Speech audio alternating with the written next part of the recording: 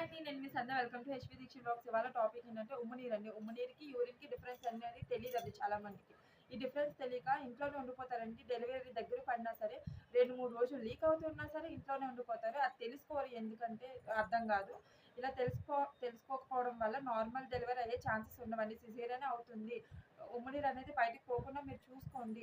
ఉమ్మనీరు ఎలా ఉంటుందంటే వైటిష్గా ఉంటుంది, యూరిన్ అనేది యెల్లోయిష్గా ఉంటుందండి. స్మెల్ కూడా డిఫరెంట్ అండి, మీరు తెలుసుకోండి. అదే ఉమ్మనీరు అనేది మనం ఎంత ఆపుకున్నా ఆపుకోలేమండి.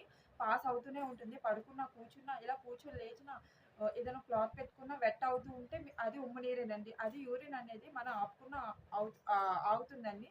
ఒకసారి పాస్ చేసినా టైం పడుతుంది యూరిన్ అనేది. అలా ఉమ్మనీరు అది కాదండి, పాస్ అవుతూనే ఉంటుంది. ఇదండి ఉమ్మనీరు. ఉమ్మనీరు అని ఇంకా డీప్గా వీడియో చేశానండి, మీరు ఛానల్లోకి వెళ్ళి చూడండి. మీకు హెల్ప్ఫుల్ అయితే మీరు సబ్స్క్రైబ్ చేసుకోండి. డిఫరెన్స్ తెలుసుకొని మీరు హాస్పిటల్ ఇమీడియట్గా జాయిన్ అయిపోండి. ఓకేనా? బాయ్.